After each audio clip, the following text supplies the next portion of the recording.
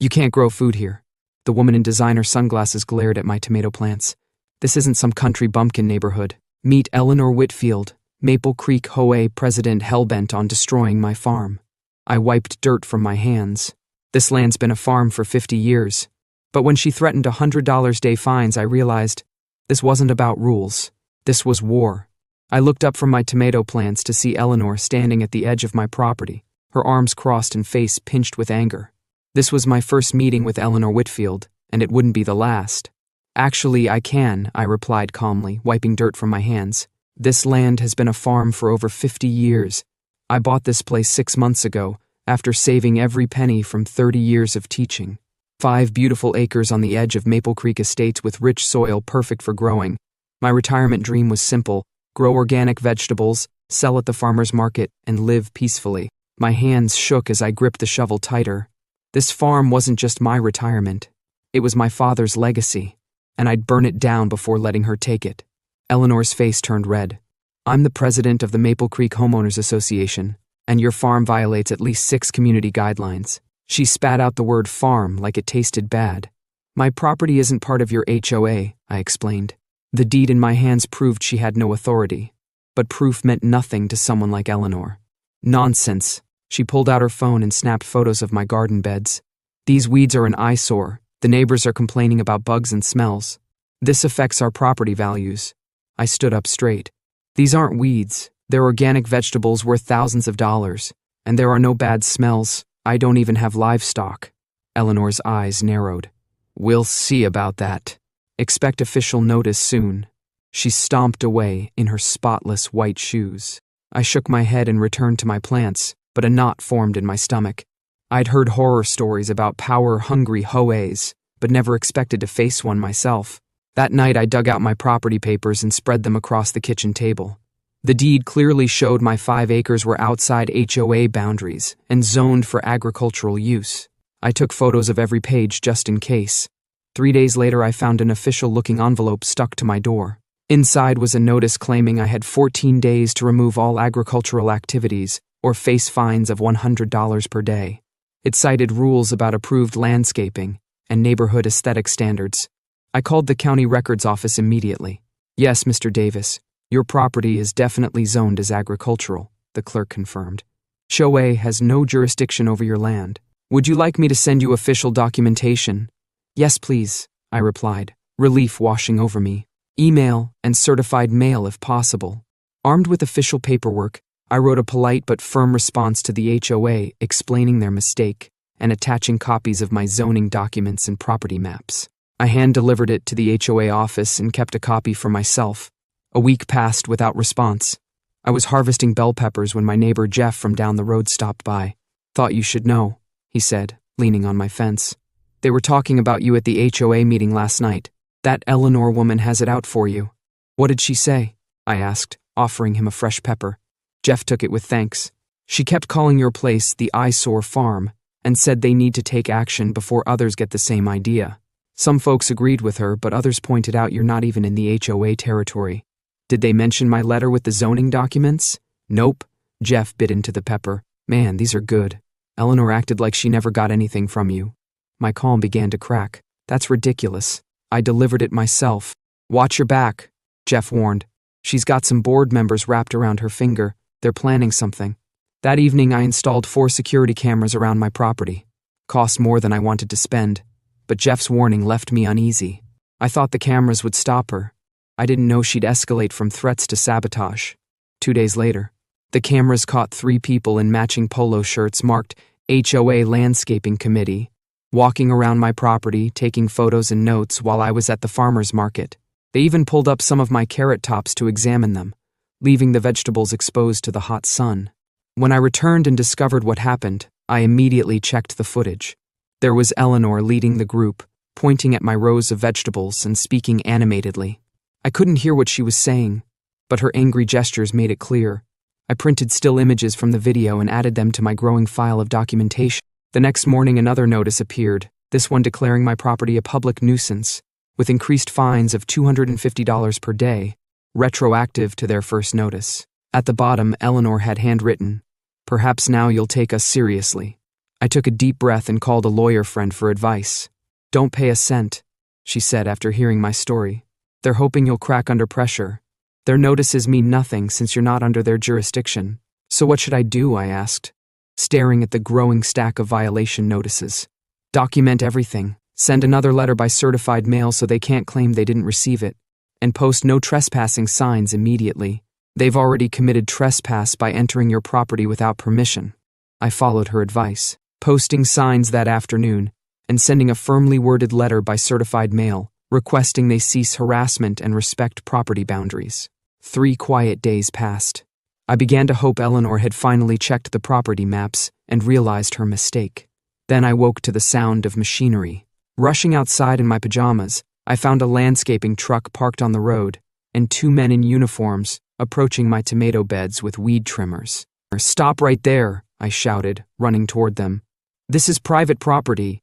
The men looked confused. "We have orders from the Maple Creek HOA to clean up this area," one said, showing me a work order with Eleanor's signature. "This property is not part of Maple Creek," I explained, pointing to my newly installed no trespassing signs. "Please leave immediately." They glanced at each other uncertainly. "Look," I said, "I don't blame you guys for doing your job, but there's a boundary dispute here. And if you cut down my crops, you could be liable for damages." That was enough to convince them. They apologized and left, but not before I took photos of their truck and the work order. I was shaking with anger as I called my lawyer again. This had gone beyond harassment to attempted destruction of property. "I think it's time to go on the offensive," she said. "Let me draft a cease and desist letter. In the meantime, make your boundaries crystal clear." That afternoon, I installed bright orange survey markers along my property line and added more no trespassing signs. I also set up a trail camera hidden in a tree that covered the area the landscapers had targeted. As sunset, I stood surveying my farm, the neat rows of vegetables I'd worked so hard to grow, the fruit trees just beginning to establish themselves. Why couldn't Eleanor just leave me in peace? What we uncovered in those county files wasn't just a loophole, it was a secret even Eleanor didn't see coming. Little did I know her next move would force me to fight not just for my property rights, but for my entire livelihood. "They're stealing my tomatoes." I yelled into my phone, watching in disbelief as my security camera live stream showed Eleanor and 5 other people in HOA polo shirts filling baskets with my vegetables. "I'm 15 minutes away." "Don't confront them alone," my lawyer Sarah responded. "Call the police right now." My hands shook as I dialed 911 and reported the theft in progress. I'd gone to town for supplies, never expecting the HOA would be bold enough to actually steal from me in broad daylight. I raced home, arriving just as Eleanor was directing her crew to move toward my prized heirloom tomato plants, the special ones worth $6 each at the farmer's market. "Stop right there," I shouted, jumping out of my truck. "What do you think you're doing?" Eleanor turned to me completely unashamed. 6 baskets already overflowed with my vegetables, peppers, cucumbers, zucchini, and early potatoes. Hundreds of dollars worth of produce I'd spent months growing. She plucked a Cherokee purple, its skin still warm from the sun. "These weeds are a nuisance," she sneered, crushing it in her palm. Juice dripped like blood onto her pristine white shoes. "Oh, we assumed since you refused to maintain your yard properly, this food was going to waste," she said with a smug smile. "We're just helping ourselves to what you clearly don't value." Thomas Jenkins, the HOA treasurer, stood nearby, actually biting into one of my purple Cherokee tomatoes.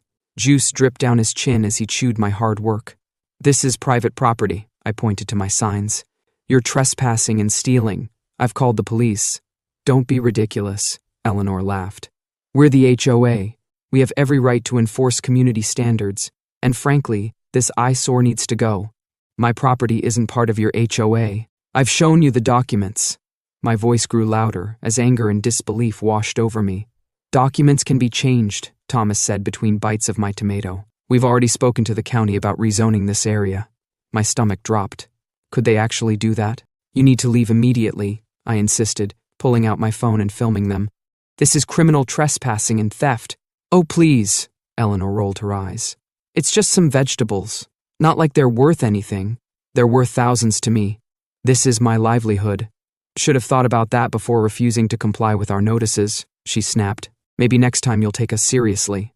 They started walking toward the road, still carrying my produce. Eleanor turned and added, "You'll be receiving another citation and fine for multiple violations. I suggest you comply quickly before things get worse. The threat in her voice was unmistakable. A police car pulled up just as the HOA group reached the road. Officer Martinez stepped out, looking confused at the scene. "What's going on here?" he asked. "These people trespassed on my property and stole my crops," I explained, showing him my no trespassing signs. "We did no such thing," Eleanor interrupted. "We were conducting a routine inspection of community grounds and removing unhealthy plants that were attracting pests. My property is not part of their community," I insisted. "I have documentation proving it's agriculturally zoned land outside HOA jurisdiction." Officer Martinez looked uncomfortable. "Do you have that documentation available?" "Yes, in my house," I said. "And I have security camera footage of them picking my vegetables without permission." "We had every reason to believe we were acting within our authority," Thomas added smoothly. "This is a simple misunderstanding." "A misunderstanding doesn't fill 6 baskets with someone else's vegetables," I countered. Just then, Sarah pulled up in her car. "I'm Mr. Davis's attorney," she announced, joining our group. "And I strongly suggest the HOA members return all stolen property immediately and leave the premises." Eleanor's face hardened. "We've done nothing wrong." "Then you won't mind explaining that to a judge," Sarah replied coolly. "Officer, my client wishes to press charges for trespassing and theft." "Now wait a minute," Thomas began, suddenly looking nervous. Officer Martinez sighed. "Let's all calm down. First, I need to see the property documentation to determine jurisdiction." While I retrieved my papers, Sarah quietly filmed the baskets of vegetables and the HOA members. When I returned, Officer Martinez reviewed the documents. "Based on these papers, this property does appear to be outside HOA boundaries," he concluded. "Miss Whitfield, your group needs to return any items taken from this property and leave immediately." Eleanor's face turned bright red. "This is outrageous. We're trying to protect our community's values." "By stealing my crops?" I asked. "They're not crops, weeds," she shouted. Officer Martinez raised his hand. "Ma'am, please return the vegetables and leave the property now." Glaring at me, Eleanor instructed her people to put down the baskets. "This isn't over," she hissed. After they left, Officer Martinez took my statement and collected copies of my security footage. "I've dealt with this HOA before," he said quietly. "They're known for pushing boundaries, but this goes beyond their usual tactics." "Will you arrest them?" I asked. "I'll file the report, but the district attorney will decide whether to pursue charges. In the meantime, I suggest strengthening your security." After he left, Sarah and I surveyed the damage. Beyond what they'd harvested, many plants were trampled or broken. "This is at least $2,000 in losses," I estimated, not counting future harvests from damaged plants. "We need to respond forcefully," Sarah advised. "I'll file for a temporary restraining order today. But they're escalating, and you need to be prepared. If they're talking about rezoning, they're playing a long game. We need to get ahead of it." That evening, I emailed the county zoning board requesting information about any pending rezoning requests for my area. I also called the local newspaper and invited a reporter to visit my farm. "Why is this newsworthy?" the editor asked skeptically. "Because the Maple Creek HOA is trying to force out a legally operating small farm by harassment, trespassing, and theft," I explained. "Have it all on video." That got his attention. "We'll send someone tomorrow." I spent that night reinforcing my fencing and installing better lighting around the property. Sleep came in short bursts as every noise had me checking the security cameras. The next morning, I found another notice taped to my mailbox. This one declared my property a biological hazard due to uncontrolled plant growth and insect breeding, threatening daily fines of $500. As I stared at this ridiculous escalation, my phone pinged with an email from the county zoning office. My stomach twisted as I opened it. "Dear Mr. Davis, this email confirms receipt of application HZR 2022-47 requesting rezoning of parcels, including your property from agricultural to residential HOA. Public comment period begins in 30 days. They were actually trying to change the zoning from under me. How could they possibly succeed?" The reporter from the local paper arrived as I was still processing this news. Jenny Kim was younger than I expected, but asked sharp questions and took plenty of photos, especially of the damaged crops. "Mind if I see the security footage?" she asked. I played the video of Eleanor and her crew helping themselves to my vegetables. Jenny's eyes widened. "And they just took whatever they wanted? That's brazen." "Seem to think they're above the law," I said. She took notes rapidly. "I'd like to interview some neighbors too, get both sides." "Please do," I encouraged. "The truth is all I want." After she left, Sarah called with news about the restraining order. "We have a hearing scheduled for next week," she said. "But there's something else." I looked into that rezoning application. Guess who submitted it 3 weeks ago? Eleanor? I guessed. Close. Thomas Jenkins. And you won't believe who he's related to. His brother-in-law is County Commissioner Williams. The pieces clicked into place. So that's why they're confident. Exactly. This isn't just an HOA overstepping boundaries. This is a coordinated attempt to force you out. I sat down heavily, suddenly understanding the full scale of what I was facing. So what do? We fight on multiple fronts, Sarah advised. The restraining order, police report, the media coverage, and we challenge the rezoning application directly. Can we win? Agricultural land is protected in this county. They need to prove your farm causes actual harm to surrounding properties, not just aesthetic complaints. But it won't be easy, especially with connections to the commissioner. As we finished our call, I noticed a car driving slowly past my property. Thomas Jenkins was behind the wheel, watching my house intently. I realized then that this wasn't just about protecting my farm anymore. This was about standing up to bullies who thought their power gave them the right to take whatever they wanted. And if they wanted a fight, I would give them one they'd never forget. Would the law protect me? Or was I just another fool thinking he could fight the system? I stared at the yellow paper in my hands, stomach twisting into knots. $2,500 in fines. The HOA citation listed crazy violations like unapproved agricultural use and excessive vegetation on my own farm that had existed long before their fancy neighborhood.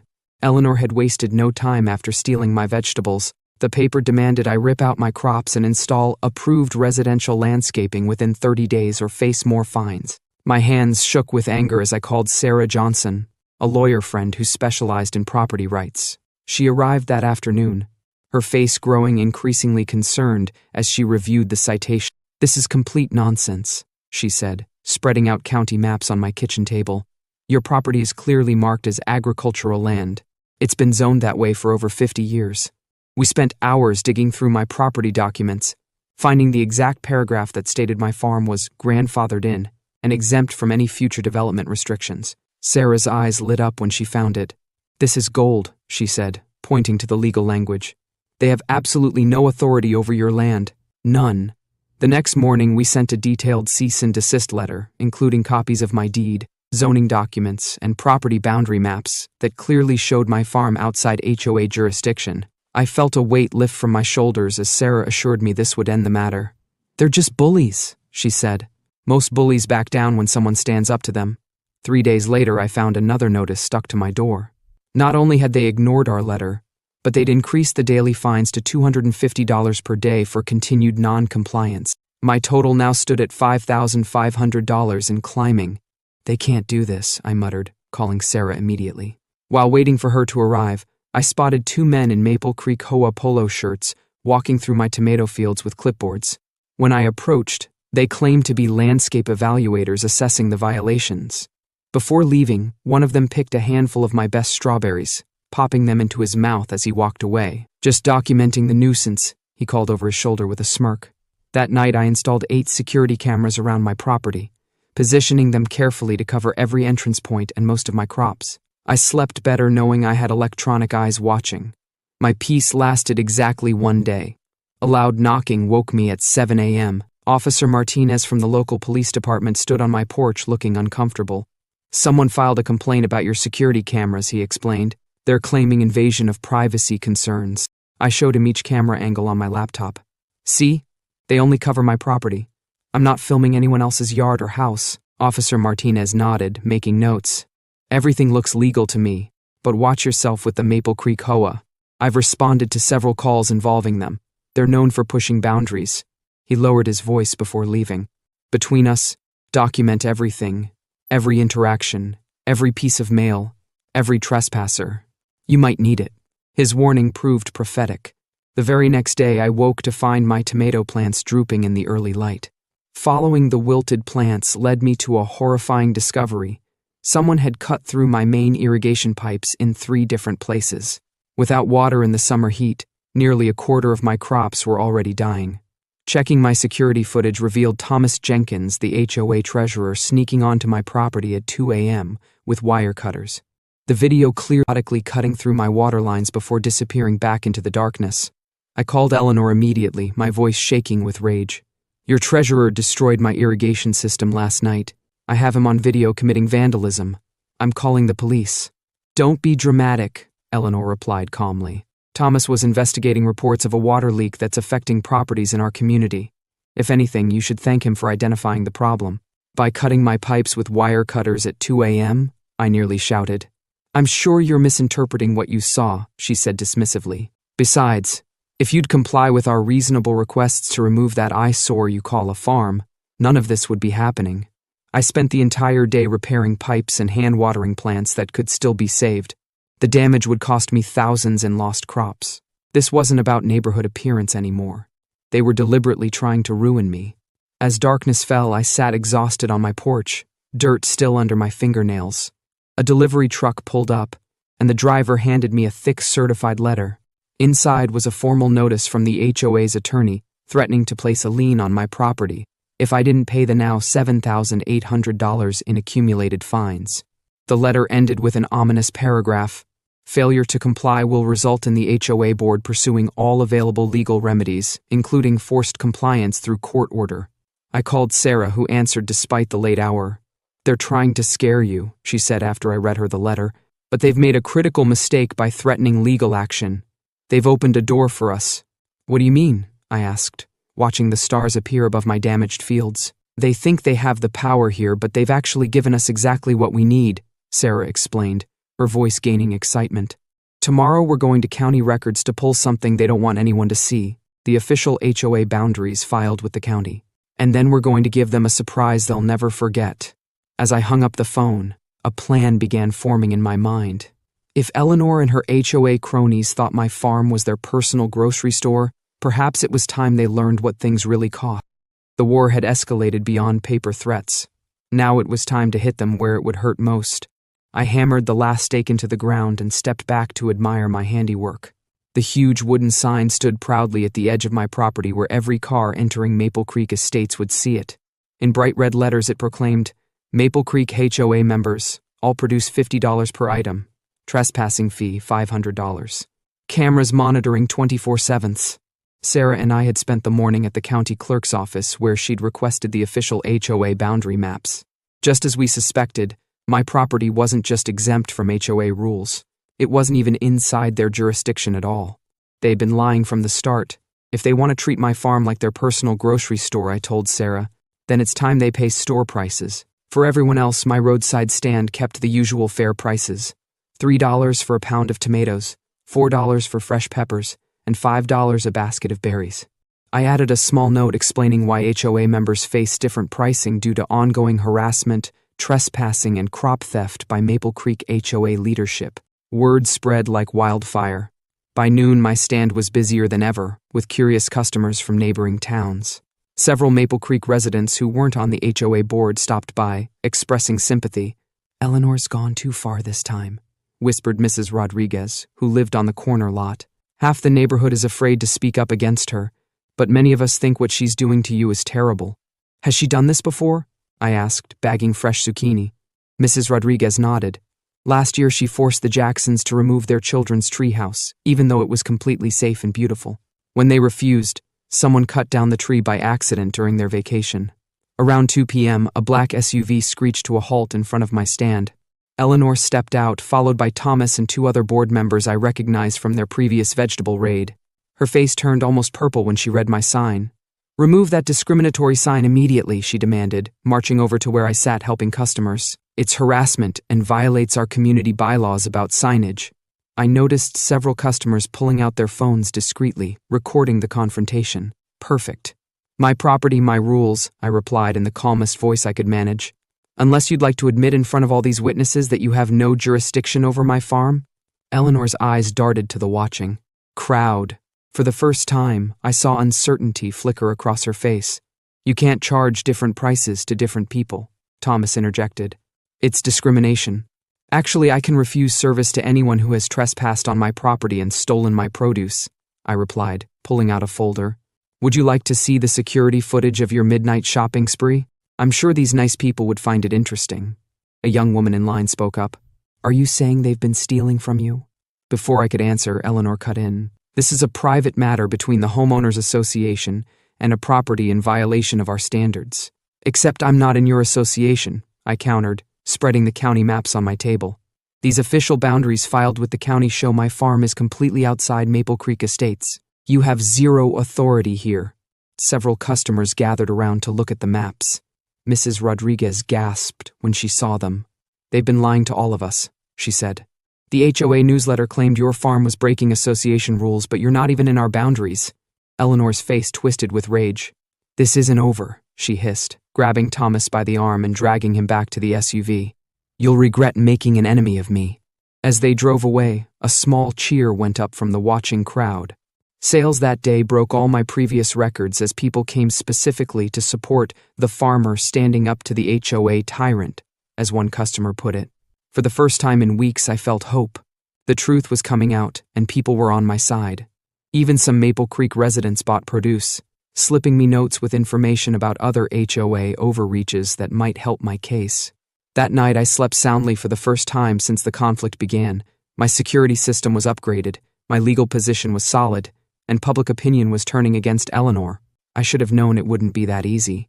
Dawn revealed my beautiful sign smashed to pieces, the wood splintered and paint scratched off. 6 new violation notices were stuck to my front door, now including illegal commercial activity and discriminatory business practices.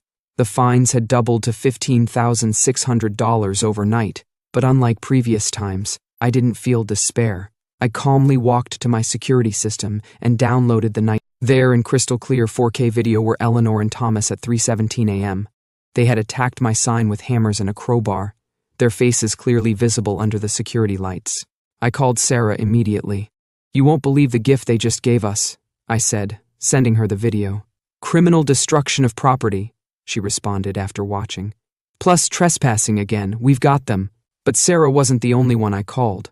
Over the last week, I'd been keeping detailed records of every interaction. I'd spoken with neighbors who'd suffered under Eleanor's reign. I documented every stolen vegetable, threatening letter, and lie about jurisdiction. Around noon, a van from the local news station pulled up.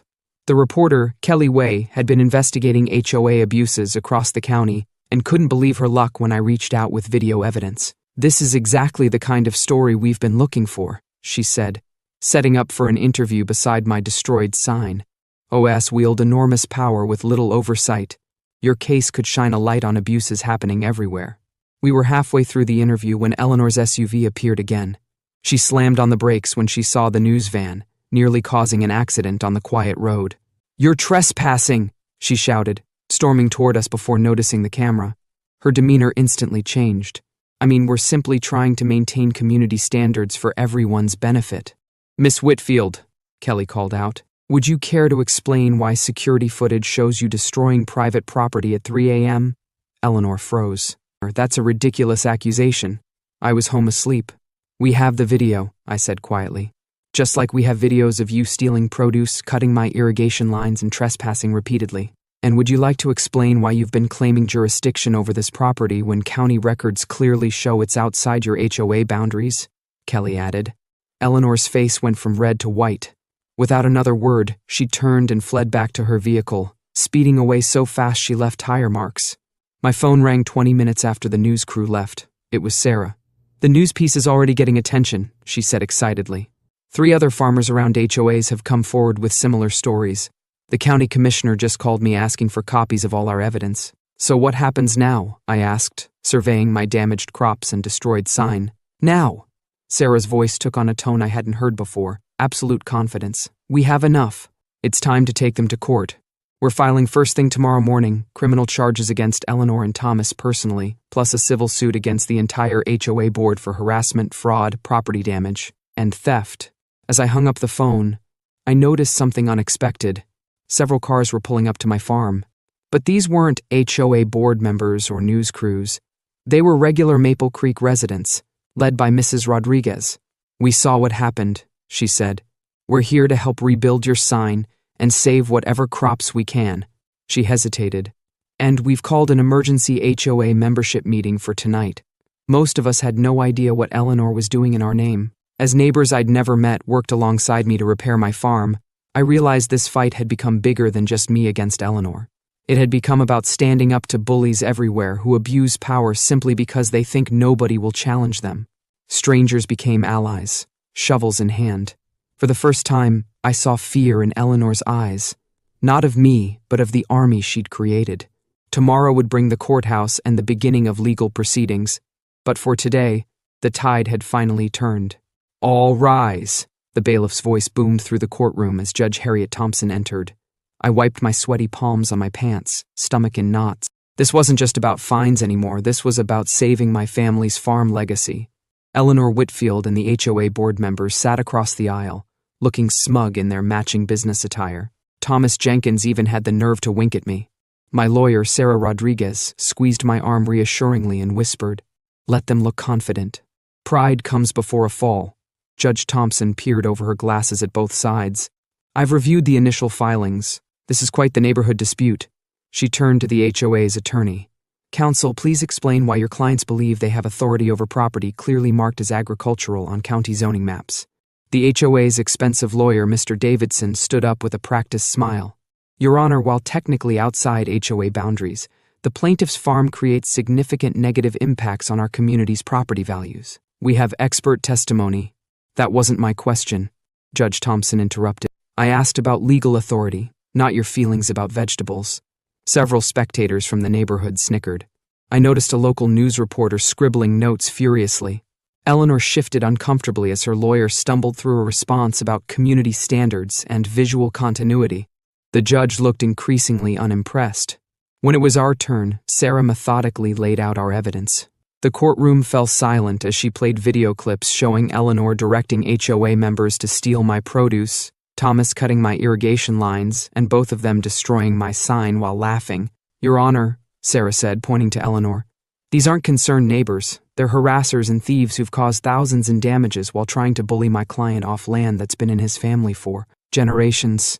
Judge Thompson's face darkened as she watched Eleanor and Thomas vandalizing my property on the big screen. "Mrs. Whitfield, is that you in this video?" Eleanor glanced at her lawyer, who nodded slightly. "Yes, but the context," Judge Thompson cut in, "appears to be you destroying private property at 3 a.m. Mr. Jenkins, you're clearly visible cutting irrigation lines. Do you deny this?" Thomas stammered. "We were investigating a water leak that, at 3 a.m. with wire cutters while laughing." The judge removed her glasses slowly. "I've presided over many HOA disputes, but this crosses into criminal territory. During a brief recess, I overheard 2 HOA board members arguing with Eleanor in the hallway. You said this would be easy," one hissed. "You never mentioned breaking anything." When court resumed, my neighbor Mrs. Patel testified about seeing the HOA members taking baskets of my produce. Then Officer Martinez described his visits to my property and confirmed my farm wasn't under HOA jurisdiction. The real bombshell came when Sarah called Angela Winters, the former HOA secretary. Mrs. Whitfield specifically targeted this farm after Mr. Jenkins' development proposal was rejected, Angela testified nervously. She said, and I quote, "If we can't buy him out, we'll force him out." Eleanor's face went pale. Several HOA members gasped. "What development proposal?" Sarah asked innocently. "Thomas Jenkins' construction company wanted to build condos there," Angela explained. Eleanor promised board positions to anyone who helped pressure the owner to sell. The courtroom erupted in whispers. Judge Thompson banged her gavel repeatedly.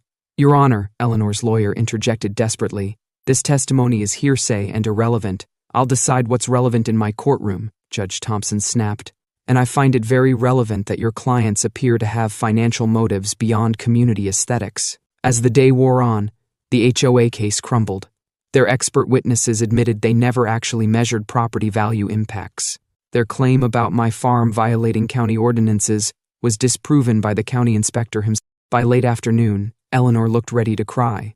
Thomas kept checking his phone nervously. Judge Thompson finally leaned forward. "I've seen enough. This court will recess until tomorrow morning at 9 a.m., when I'll deliver my ruling."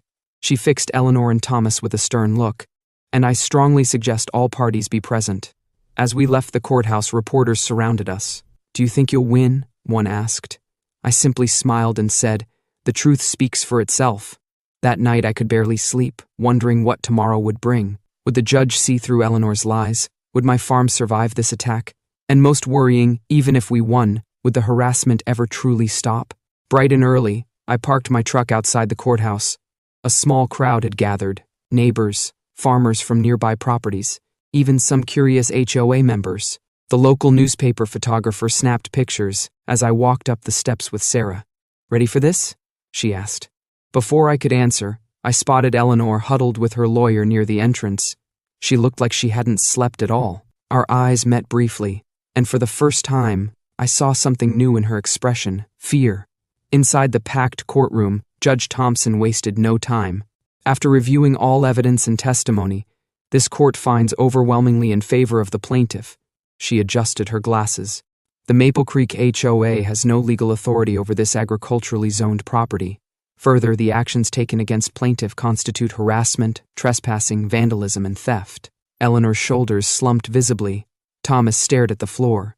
HOA is ordered to pay $43,500 in damages for destroyed crops, irrigation systems, emotional distress, and legal fees, the judge continued. Additionally, I'm issuing a permanent injunction prohibiting any HOA member from entering the plaintiff's property without written permission. Judge Thompson wasn't finished. More concerning are the criminal aspects of this case. I'm referring this matter to the district attorney for potential charges of criminal mischief, theft, and conspiracy. She looked directly at Eleanor and Thomas. The court sees evidence of potentially fraudulent HOA operations that warrant investigation. As the gavel fell, the room burst into conversation. Several HOA board members immediately distanced themselves from Eleanor, loudly proclaiming they never knew about the midnight vandalism. Outside, the media swarmed us. "How does it feel to win?" a reporter asked, shoving a microphone in my face. "This wasn't about winning," I replied honestly. "It was about protecting a way of life that matters, growing food and preserving farmland." The gavel fell. I'd won. But Eleanor's glare promised this wasn't over. Later that afternoon, I was picking green beans when a car pulled up. To my surprise, Angela Winters stepped out, looking nervous. "I came to apologize," she said, "and to tell you there's an emergency HOA meeting tonight." Eleanor and Thomas were forced to resign. "The board wants to make things right." I nodded skeptically. "That's good to hear." "There's more," Angela continued. "Many residents are furious about having to pay the settlement from our reserve funds. They never knew what Eleanor was doing." She hesitated. "Some of us actually moved here because we wanted to be near a working farm. We loved the idea of fresh produce nearby." 2 days later, the new interim HOA president, Mr. Ramirez, knocked on my door with a formal written apology and an unusual proposal: a community garden partnership between my farm and interested Maple Creek residents. "Many folks would love to learn farming skills," he explained. "We could provide volunteer labor and resources in exchange. Maybe residents could share in some produce, properly with permission this time." I considered this carefully. The work was getting harder as I got older, and extra hands would help. "Let me think about it." That evening, as I watered my recovering tomato plants, I spotted a familiar figure walking hesitantly up my driveway. Eleanor Whitfield looked different. No designer clothes, no clipboard, no entourage. She stopped at a respectful distance. "I sold my house," she said without preamble. "I'm moving next month." I waited, saying nothing. "Thomas Jenkins promised me a big commission if I helped pressure you to sell," she admitted, staring at the ground. My real estate business was failing. I was desperate. She looked up, meeting my eyes. "It doesn't excuse what I did. I'm sorry." Her apology surprised me, but the damage was done. "I hope you find peace somewhere else," was all I could say. After she left, I sat on my porch watching the sunset over my fields. The district attorney had called earlier. Eleanor and Thomas would face criminal charges, but most board members were cooperating as witnesses now. A week later, I posted a new sign at the edge of my property: "Community garden lessons, Saturdays 9 a.m., all welcome." The first Saturday, I expected maybe 3 or 4 people. Instead, 25 showed up, including Mr. Ramirez and several families with excited children. "Where do we start?" a teenage boy asked eagerly. I handed him a seedling. "We start by growing something new." By summer's end, my farm had transformed. Neighbors who once complained now brought homemade lemonade to Saturday work parties. Children who'd never seen vegetables growing now proudly showed off their pumpkin patches. The roadside stand became a community gathering spot. One evening, as volunteers helped harvest a bumper crop of corn, Mr. Ramirez approached me. "The HOA voted unanimously on something today," he said, handing me an official-looking document. "We've created a permanent easement in our bylaws recognizing your farm's agricultural status and right to operate. No future board can ever challenge it. I felt a lump in my throat as I read the paper. After all the fights, after all the damage, something beautiful had grown from the conflict. Sometimes the hardest battles lead to the most unexpected victories. My farm hadn't just survived, it had become the heart of a community that finally understood what I had always known, that growing things together builds connections stronger than any HOA rule could ever break. As I surveyed the patchwork of gardens now thriving across my property, I realized I'd gained something I never expected from this fight. Not just neighbors, but friends who valued what this land truly offered. The farm that Eleanor had once called an eyesore was now Maple Creek's most treasured feature, and that was a harvest worth fighting for.